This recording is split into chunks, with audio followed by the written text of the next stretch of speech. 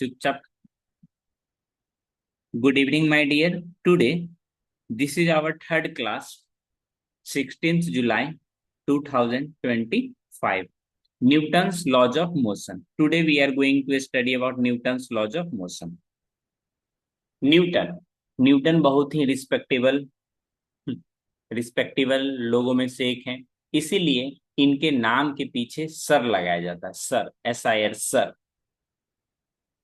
पूरी नाम लेने का कोशिश करूंगा। Isaac, ISAAC, Isaac, sir Isaac Newton. ठीक ना।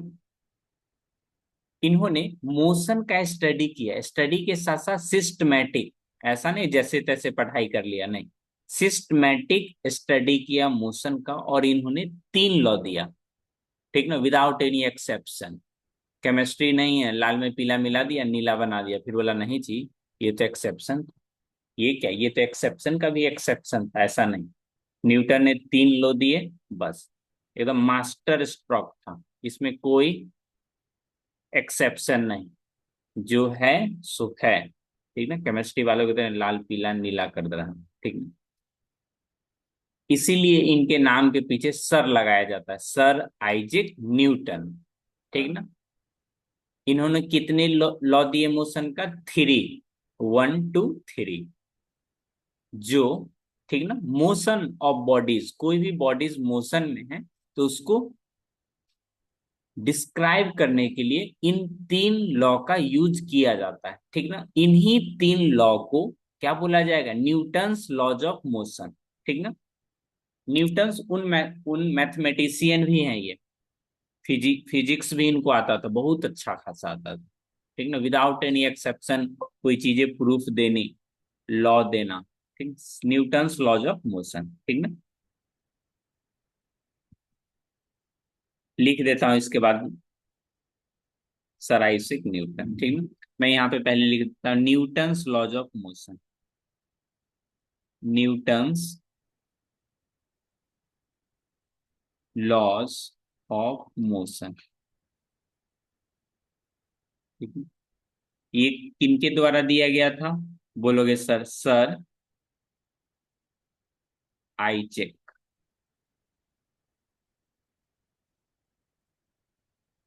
न्यूटन।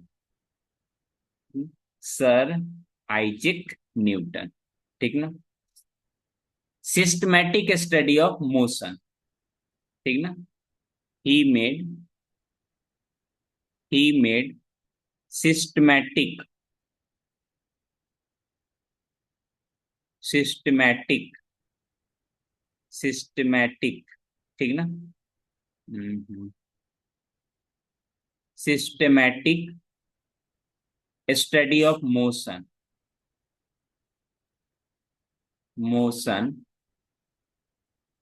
And give 3 law. ठीक ना।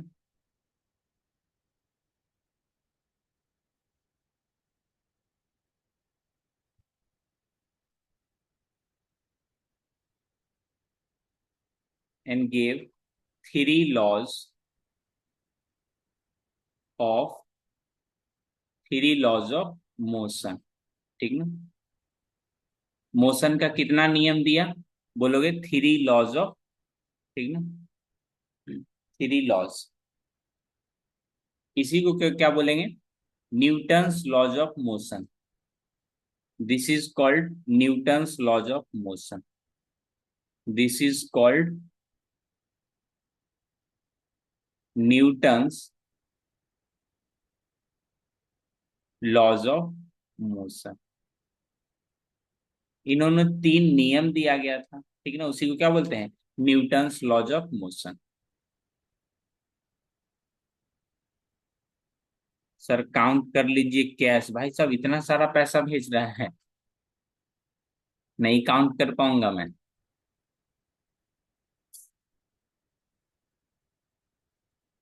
ठीक है।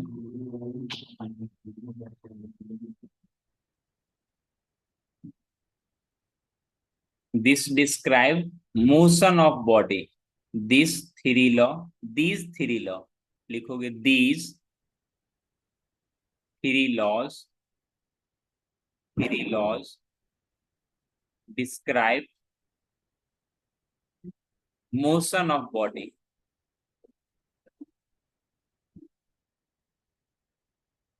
these three these three laws describe the motion of body। ठीक ना। अब बारी बारी से Newton first law, second law, third law पढ़ लेते हैं बिना किसी परेशानी के। Newton Newton's first Newton's first laws of motion. First अच्छा से लिख लें, कराए सर फर्स्ट पूरा अच्छा से लिखें, ठीक है लिख दे रहे। Newton's first first laws of motion.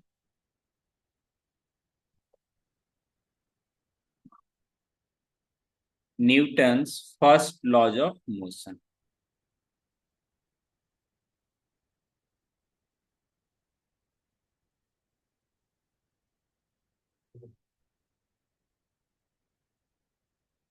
ठीक है।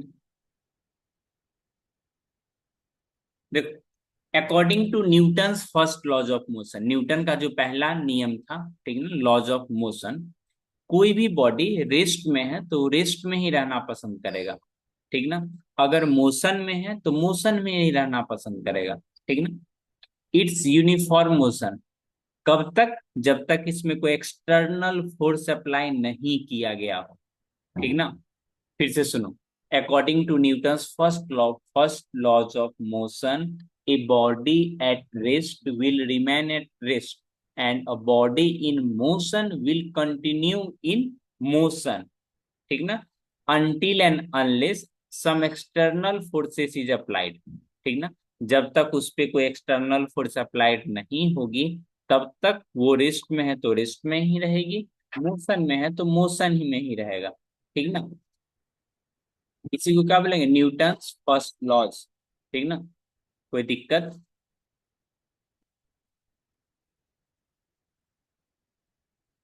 बोलोगे good sir.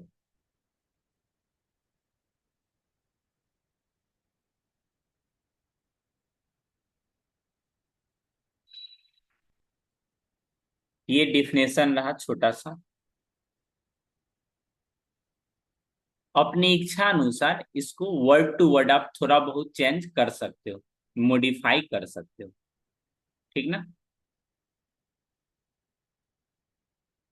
According to Newton's first laws of motion, a body at rest will remain at rest and a body in motion will continue its uniform motion। Motion कैसा? Straight line. ठीक ना। unless some external forces is applied to change its state of rest or uniform motion।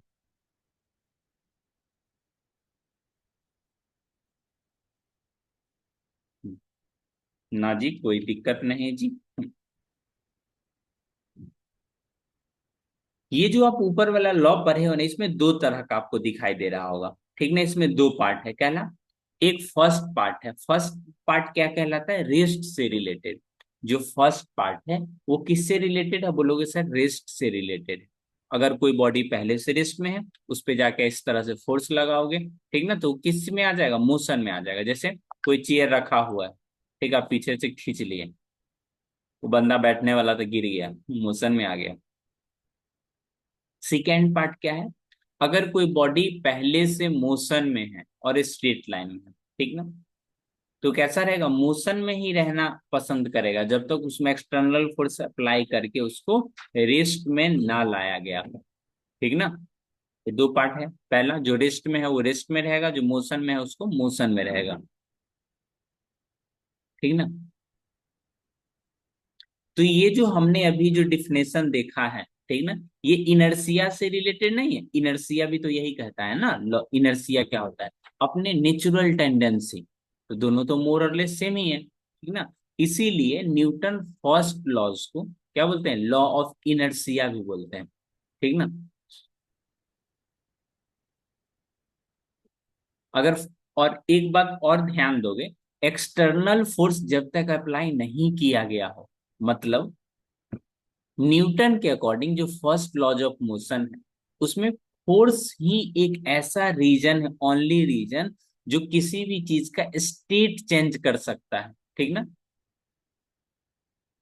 बात नहीं समझे? सुनो, यहाँ पे देखो, इसमें कहीं एक वर्ड लिखा हुआ है external, until and unless some external force is applied. ये वर्ड लिखी हुई है, बोलोगे जी सर, ठीक ना? यहाँ पे लिख सकते हैं Newton first law, Newton's first laws define force, force को डिफाइन करता है एंड इनर्शिया को भी ये डिफाइन करता है। ठीक ना? न्यूटन फर्स्ट लॉ किस चीज को डिफाइन करता है? फोर्स को भी डिफाइन करता है और इनर्शिया को डिफाइन करता है। ठीक ना? फोर्स को कैसे डिफाइन करेगा? बोलोगे सर जी फोर्स को इस तरह से डिफाइन करता है। ठीक ना? समझ लो, लिखने के लिए आप अपने वर्ड में भी लिख सकते हो। ठीक ना? According to Newton's first laws of motion, force is the only reason. कहने का मतलब जो न्यूटन का फर्स्ट लॉ है उसके अकॉर्डिंग, ठीक ना, force is the only reason, force ही वह केवल एकमात्र कारण है जिसके वजह से बॉडी के स्टेट में क्या आता है? चेंज आता है। ठीक ना? इट मीन्स फोर्स क्या है? एक एक्सटर्नल एजेंसी है। Force is an external cause, बाहर से प्रदान किया गया है। ठीक ना?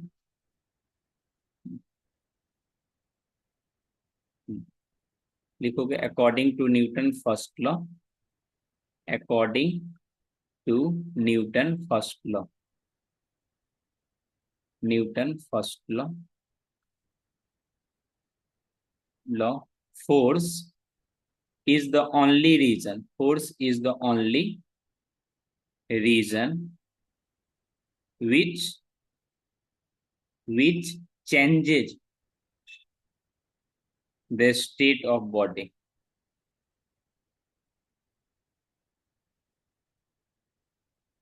ठीक ना? स्टेट ऑफ बॉडी कहने का मतलब रेस्ट में है तो रेस्ट में, मोशन में है तो मोशन में। ठीक ना? और Newton first laws of motion जो होता है इनर्शिया से रिलेटेड है। इनर्शिया भी क्या कहलाता है? अगर कोई बॉडी नेचुरल टेंडेंसी में है, रेस्ट में है तो रेस्ट में, मोशन में हो तो मोशन में। ठीक ना? वो भी लिख देते हैं, इनर्शिया के बारे में भी थोड़ा सा लिख देते हैं। नेक्स्ट पेज में लिख देते हैं इनर्शिया।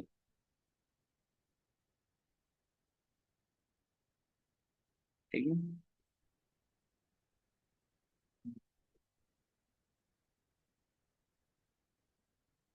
इनर्शिया का डिफिनेशन पहले भी लिखाया था, बस वही यहाँ पे चिपका देना।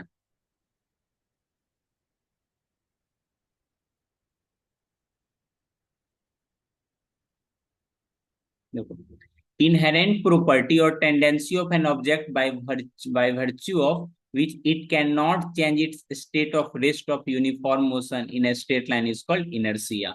और न्यूटन फर्स्ट लॉज भी यही कहता है, अगर कोई बॉडी रेस्ट में है तो रेस्ट में रहेगा, मोशन में है तो मोशन में रहेगा, जब तक उसमें कुछ एक्सटर्नल चीजें अप्लाई ना हो। वो एक्सटर्नल चीजें क्या है? एक्सटर्नल चीज क्या है? फोर्स है। तो बोलोगे एक्सटर्नल, एक्सटर्नल एजेंसी भी बोल सकते हो, एक्सटर्नल कॉज।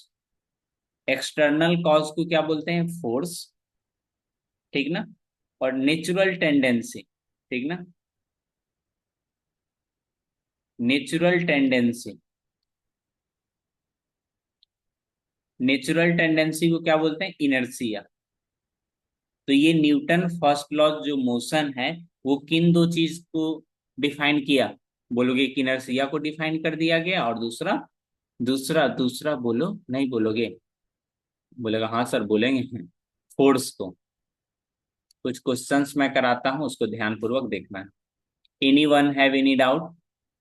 क्या किसी को कोई परेशानी? समझ के भी ना समझ न सकता, ये क्वेश्चन का आंसर जल्दी से बता दीजिए। Newton first laws of motion,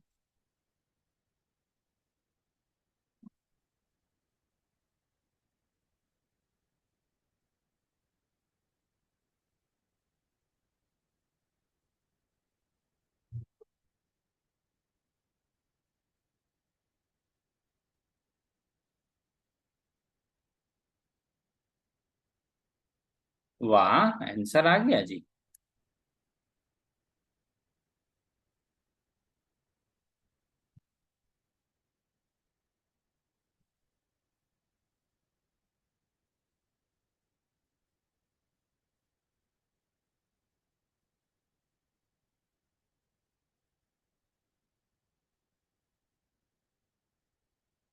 laws of inertia.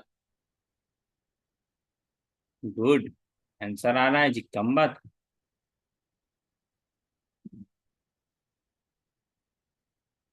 वैभव, वैभव आते आते आंसर बता दिया भाई।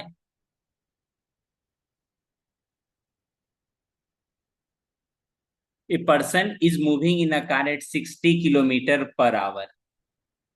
Suddenly brakes are applied, the person moves forward, आगे की तरफ। क्यों? क्यों?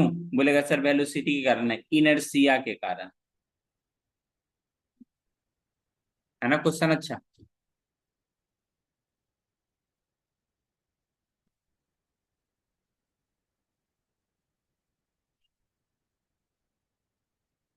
यहाँ तक कोई परेशानी? और हमने पहले भी बताया है एग्जाम्पल इम्पोर्टेंट। ठीक ना, एग्जाम्पल इम्पोर्टेंट है जो आपके स्कूल एग्जाम में पूछा जाता है। ठीक ना। तो कुछ एग्जाम्पल्स पे अपना लोग ध्यान देते हैं, उसके बाद न्यूटन सेकेंड लॉ पढ़ेंगे। किसी को कोई दिक्कत? कुछ एग्जाम्पल पढ़ लेते हैं, ठीक ना। एग्जाम में आता है, स्कूल एग्जाम में।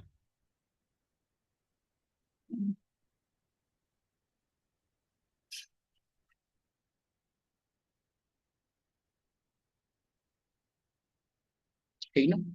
देखोगे, जब चादर, ठीक ना, या गद्दा, तोशक, रजाई, उसको स्टिक से बीट करोगे ना, तो उससे बहुत सारा धूल निकलने लगेगा। इसके पीछे का लॉजिक क्या है? ठीक है?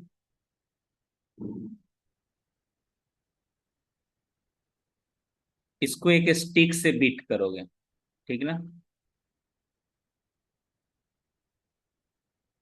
इसको स्टिक से बीट करोगे तो इसमें डर्ट पार्टिकल्स भी है, ठीक ना।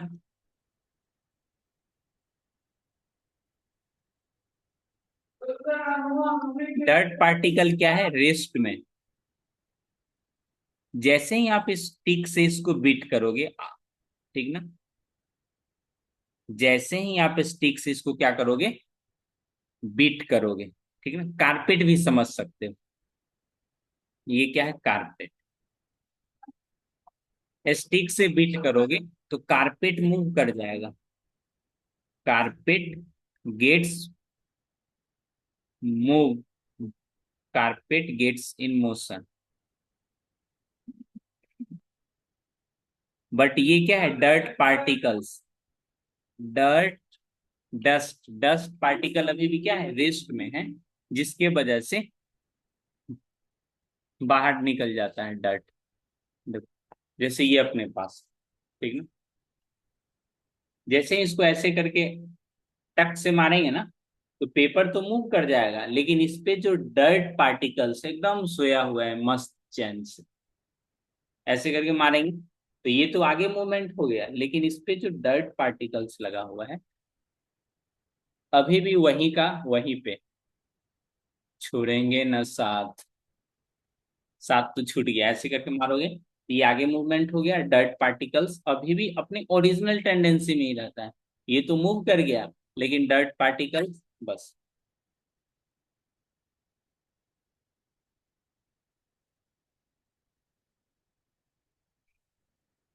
डस्ट पार्टिकल नहीं उड़ा है स्क्रीन पे।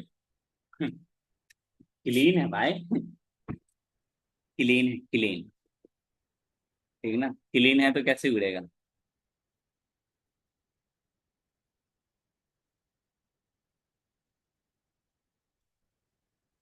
सम एग्जाम्पल है जो आगे में लिखा हुआ है, क्योंकि एग्जाम में आपसे ये चीजें पूछा जाता है, इसीलिए मैं इसको आपको बता रहा हूँ।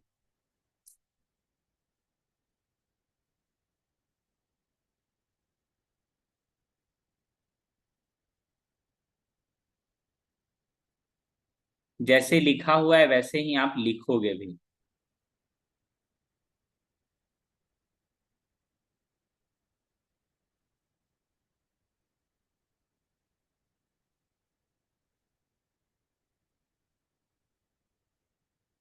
देखो,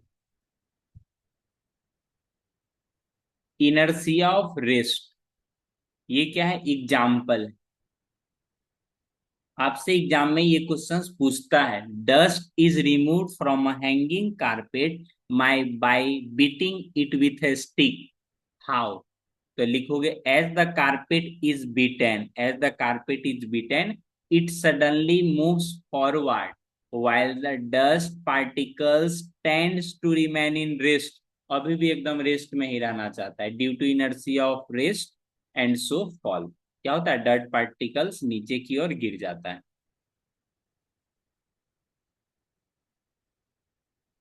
इनर्सिया ऑफ रेस्ट या inertia at rest, inertia of rest, rest के कारण इनर्सिया इन,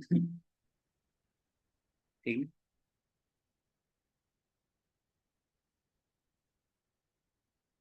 ठीक ना, ऐसा नहीं होता है, ठीक है। ये क्वेश्चन एग्जाम में आता है, ठीक ना, आपको ये आंसर याद रखना है। कारपेट के जगह पे तोशक रजाई गद्दा भी लिख देगा। प्रेम भी कुछ इसी तरह होता है, प्रेम एक रबर बैंड की तरह होता है, जो आखिरी तक पकड़े रहता है, उसी के हाथ में चोट लगता है, जिसको बोलता है दिल टूट गया। इनर्सिया ऑफ,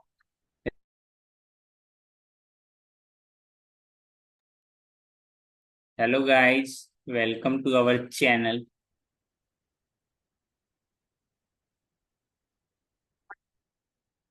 बारिश की वजह से ना नेटवर्क इशू आ जाते हैं।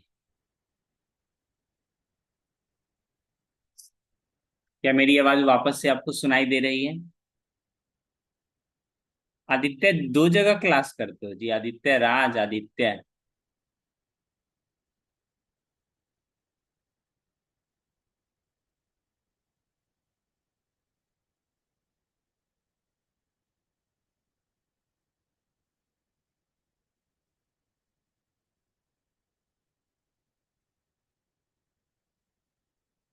नेक्स्ट,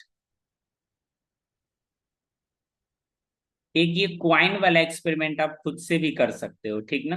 मैं सिर्फ आपको बता रहा हूँ, आप खुद से भी कर सकते हो, ठीक ना।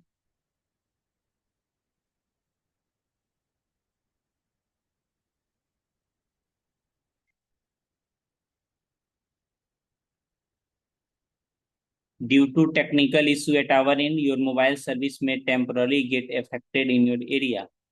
This is not the experience, भाई साहब पहले से लिख के भेज दे रहा है, इसलिए जल्दी से 5 मिनट में क्लास कर लेते हैं।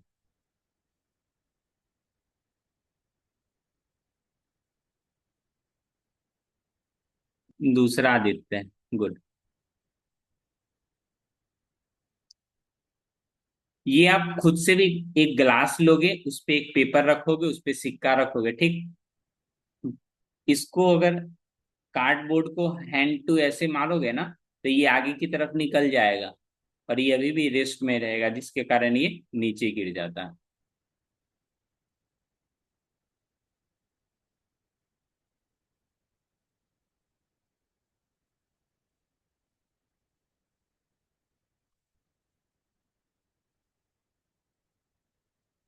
ये एग्जाम्पल रहा, एक दो बार पढ़ लोगे तो ये चीज आपको ध्यान में रहेगा, तो एग्जाम में लिख सकते हो आप, ठीक ना। Place a coin on a playing cardboard card covering a glass tumbler, sudden jerk to the card flies and the coin drop into the tumbler। आप कैरम बोर्ड में भी इस चीज को आप एक्सपीरियंस कर सकते हो, ठीक ना। यहाँ पे कॉइन इस तरह से रखा हुआ है, ठीक ना, एक कॉर्नर से आप मारोगे ना, इस तरह से, ठीक ना। जैसे यहां से आप इस टाइगर से मारोगे ना, तो नीचे वाला क्या होगा, एकदम टक से साइड में जाके चला जाता है, और जैसे ये रखा हुआ है विदाउट डिस्टर्बिंग आपका रहता है। कैरम बोर्ड में इस चीज का अनुभव आप कर सकते हो। तो ये क्यों होता है, इनर्सिया ऑफ रेस्ट के कारण। क्यों होता है, इनर्सिया ऑफ रेस्ट के कारण। तो ये दो एग्जाम्पल ध्यान में रहेगा, बोलोगे जी सर ध्यान में रह जाएगा। ठीक है।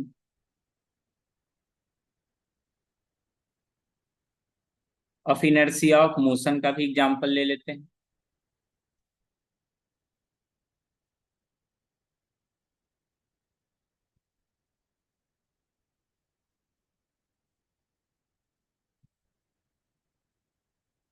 जब नोट्स बनाओगे तो आप ये सब चीजें लिख लेना, ठीक ना, क्योंकि इससे डिस्क्रिप्टिव एग्जाम में क्वेश्चंस पूछा जाता है। सर मेरा ग्लास का गिलास टूट गया है जी। पेपर पे मारना था तो मालूम चला गिलास पे मार दिया जी। इनर्शिया ऑफ मोशन, जैसे किसी को रनिंग करना होता है, किसी को रनिंग करना होता है, ठीक ना। लॉन्ग जंप, कौन सा jump, long jump. Long jump jump होती है, जैसे इस तरह से एक लाइन ड्रॉ किया रहेगा, ठीक ना। यहाँ पे सैंड रहेगा, मतलब सॉफ्ट,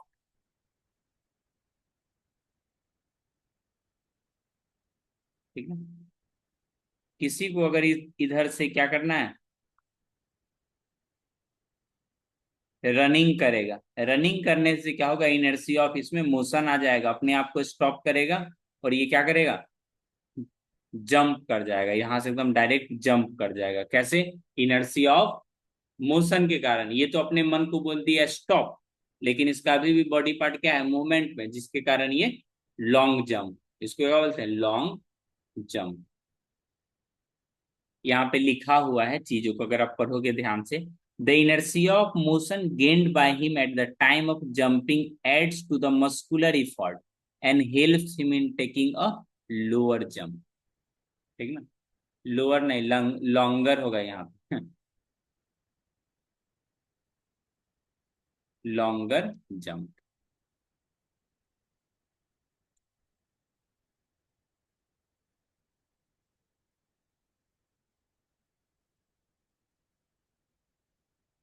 एक और खेल देखे होगे जिसमें हैंड से कोई चीज फेंकना होता है उसको।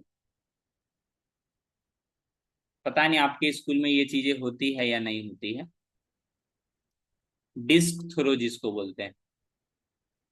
कोई के लड़का फेंकेगा ना, आगे फेंकना रहेगा, पीछे फेंक देगा, जो चेक, जो देखते रहता उसी के शरीर में फेंक दिया। A ball thrown upward in a moving train, ये तो दूसरा एग्जांपल आ गया, ठीक ना। ये भी आए। अगर आप बॉल को थ्रो करोगे मूविंग ट्रेन में, ठीक ना, क्या होगा, comes back into the thrower sand. अगर आप चलती हुई ट्रेन में ऊपर की तरफ क्वाइन टॉस करोगे तो आपके आगे जाएगा या पीछे जाएगा, बोलो, हैंड में ही आ जाएगा।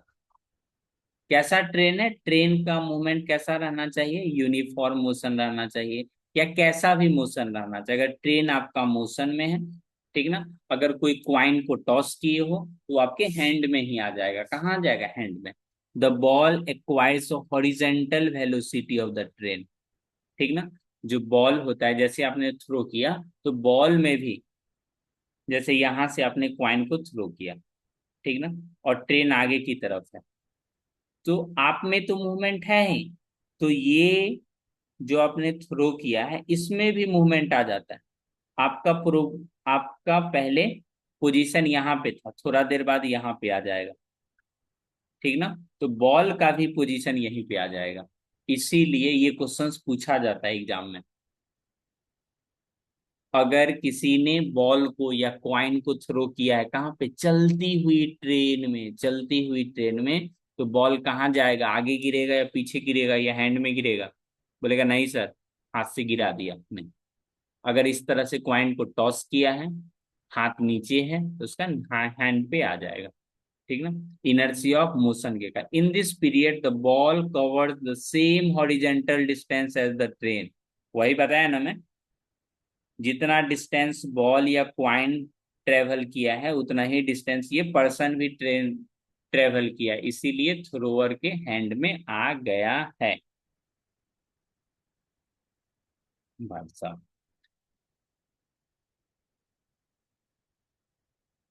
कोई दिक्कत। कहीं कहीं पे वेल्डिंग सोल्डिंग होता है ना, मैं एक फोटो आपको दिखा रहा हूँ।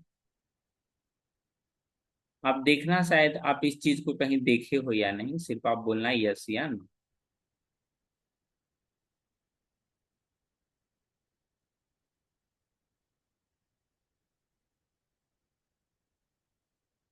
ये वाला कैंची को तेज करने के लिए भी आता है, किसी किसी का जवान कैंची जैसा हो जाता है। पता नहीं, लग रहा है वो सब यहीं से शार्प कराया है। कैंची जैसा जुबान, इसको बोलते हैं inertia of direction.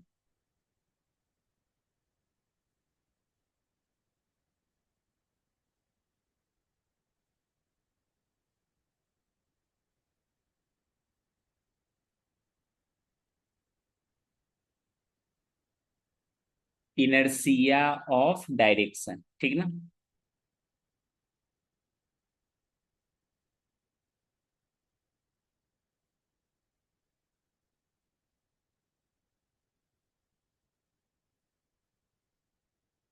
Example important है, इसीलिए मैं ये सब लिखा रहा हूँ, नहीं तो नहीं लिखा था।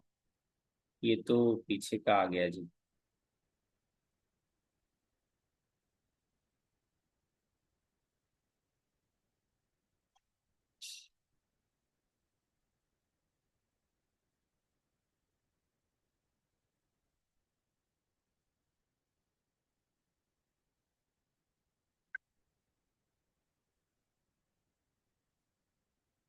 ठीक है, due to inertia of direction, during the sharpening of a knife the spark coming from the green stone fly off tangentially. देख लो, टेंजेंट कहने का मतलब, टेंजेंट कहने का मतलब देखो, जो सेंटर से क्या हो, परपेंडिकुलरली थ्रो हो जाए, इसको क्या बोले, टेंजेंशियल। टेंजेंशियल मतलब जो रेडियस से क्या होगा, 90 डिग्री बनाता होगा। टेंजेंट कहने का मतलब रेडियस से क्या हो, परपेंडिकुलर हो, रेडियस से 90 डिग्री का एंगल बनाता हो।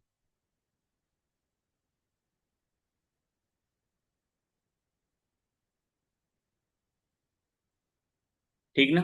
टेंजेंशियल का मतलब देखो, यहाँ पे इस तरह से आ रहा है, फिर आगे वाले का मूवमेंट देखोगे, कुछ बच गया तो इस तरह से जा रहा है, फिर बच गया तो इस तरह से, हमेशा क्या है, टेंजेंशियली मूव करता है। एक सर्कल पे कितना टेंजेंट, बहुत सारा टेंजेंट, देख रहे हो।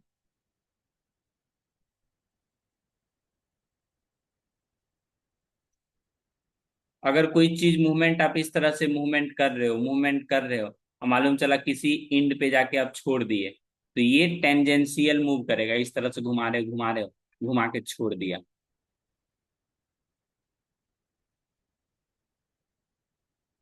बिल्कुल, पीडीएफ सारा भेज देंगे। एक्सपेरिमेंट करते हैं। राधे चक्कर। एक ना मेरे घर के आसपास ना एक लड़का था, ठीक ना, जैसे ही शाम होता था ना, सोमवारी में एक इस तरह का एक फल होता है जिसपे कांटा कांटा टाइप का लगा रहता है, ठीक ना। भुला हुआ को सब चढ़ा देता है, हेलो, हैप्पी सोमवारी, ठीक ना। वो क्या करता था, एक धागा में बांध के इसे इसे घुमा के एकदम छोड़ देता था। किसी के खपरा वाले, पहले तो कच्चा मकान हुआ करता था, खपरे के घर पे गिरता, टक से वो डर जाता था, भूकंप आया, भूकंप आया।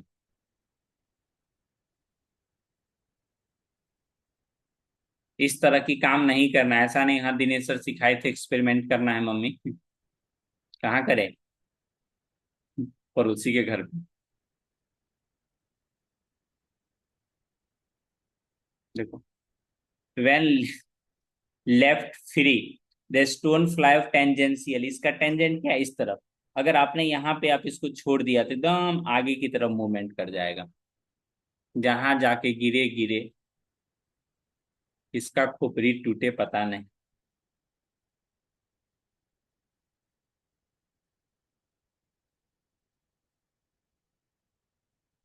शायद ये आपके साथ कभी हुआ है या नहीं, शायद एक्सपीरियंस करके बताना ना।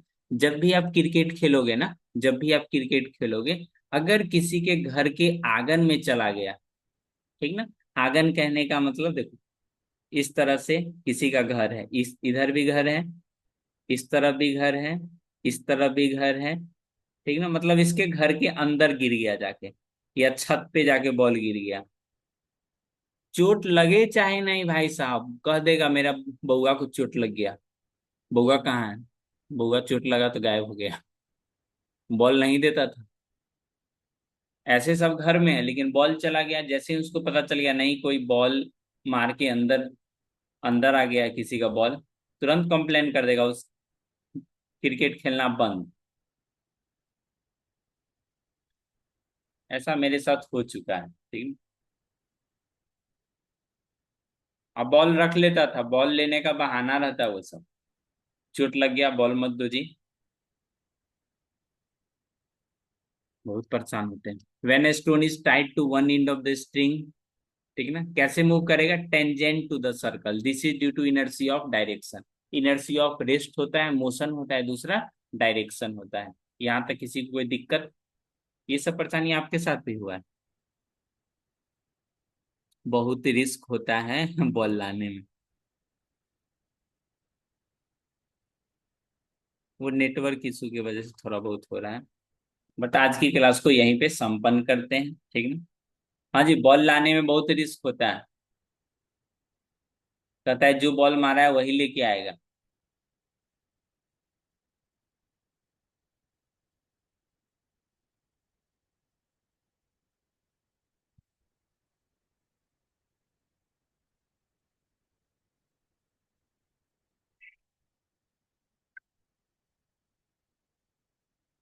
ठीक है, इसी शब्दों के साथ क्लास को यहीं पे होल्ड करते हैं, ठीक है ना। उम्मीद करते हैं आपका दिन शुभ हो। सर रात ना। तो शुभ दिन, दिन मतलब पूरा डे जी, ठीक है, शुभ रात्रि।